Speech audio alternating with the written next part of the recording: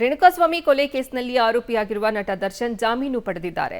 ಇತ್ತ ಪೊಲೀಸರು ಜಾಮೀನು ಪ್ರಶ್ನಿಸಿ ಸುಪ್ರೀಂ ಕೋರ್ಟ್ಗೆ ಹೋಗೋಕೆ ತಯಾರಿಯನ್ನ ನಡೆಸುತ್ತಿದ್ದಾರೆ. ಇದೇ ವೇಳೆ ಹಲವು ವಿಚಾರಗಳು ಬೆಳಕಿಗೆ ಬರ್ತಾ ಇದೆ. ದರ್ಶನ್ ಸದ್ಯ ವಕೀಲರ ಬಳಿ 5 ಅಂಶಗಳನ್ನ ಡಿಸ್ಕಸ್ ಮಾಡಿದ್ದಾರೆ ಎನ್ನಲಾಗ್ತಾ ಇದೆ.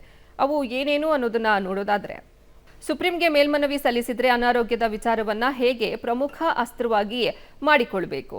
ಡೆವಿಲ್ ಸಿನಿಮಾ ಅರ್ಧಕ್ಕೆ ನಿಂತಿದ್ದು ಶೂಟಿಂಗ್ಗೆ ವಿದೇಶಕ್ಕೆ ಹೋಗಲು ಅನುಮತಿ ಕೇಳೋದು, ದರ್ಶನ್ ಬಳಿಯಿಂದ ರಿಕವರಿಯಾದ ಹಣ ಹಾಗೂ ವಾಹನ ವಾಪಸ್ ಪಡೆಯೋದು, ಬೆಂಗಳೂರಿನಿಂದ ಹೊರ ಹೋಗೋಕೆ ಶಾಶ್ವತ ಅನುಮತಿ ಪಡೆಯೋದು, ಕಲಾವಿದ ಎಂಬ ನೆಪ ಕೊಟ್ಟು ಅನುಮತಿಯನ್ನ ಪಡೆಯುವುದು, ಇನ್ನು ಶೂಟಿಂಗ್ನಲ್ಲಿ ಬ್ಯುಸಿ ಇದ್ದು ನಿಗದಿತ ದಿನಾಂಕಕ್ಕೆ ಕೋರ್ಟ್ಗೆ ಹಾಜರಾಗೋದ್ರಿಂದ ವಿನಾಯಿತಿ ಪಡೆಯೋದು.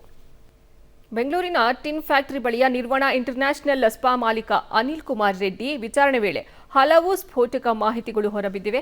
ಕಳೆದ ಹಲವು ವರ್ಷಗಳಿಂದ ದೇಶದ ವಿವಿಧ ನಗರಗಳಲ್ಲಿ ಸ್ಪಾ ಹೆಸರಲ್ಲಿ ಮಾಲೀಕ ಅನಿಲ್ ಕುಮಾರ್ ರೆಡ್ಡಿ ಹೈಟೆಕ್ ವೇಶ್ಯಾವಾಟಿಕೆ ನಡೆಸ್ತಾ ಇದ್ದ. ಬೆಂಗಳೂರಿನಲ್ಲೂ ಅದೇ ರೀತಿ ದಂಧೆ ನಡೆಸುತ್ತಿದ್ದಾಗ ಸಿಸಿಬಿ ಪೊಲೀಸರ ಕೈಗೆ ಸಿಕ್ಕಿ ಬಿದ್ದಿದ್ದ. ಕಳೆದ 1 ವರ್ಷದಿಂದ ಸೈಲೆಂಟ್ ಆಗಿದ್ದ ಅನಿಲ್ ಕುಮಾರ್ ರೆಡ್ಡಿ ಕ್ರಿಸ್ಮಸ್ ಅಥವಾ ಹೊಸ ವರ್ಷಕ್ಕೆ ಮತ್ತೆ ವೇಶ್ಯಾವಾಟಿಕೆ ದಂಧೆ ಶುರು ಮಾಡೋಕೆ ಸಿದ್ಧತೆಯನ್ನ ಮಾಡಿಕೊಂಡಿದ್ದ. ಈ ವಿಚಾರ ತಿಳಿದ ಸಿಸಿಬಿ ಪೊಲೀಸರು ಗೂಂಡಾ ಆಕ್ಟ್ ಅಡಿ ಬಂಧಿಸಿ ಜೈಲಿಗೆ ಕಳುಹಿಸಿದ್ದಾರೆ.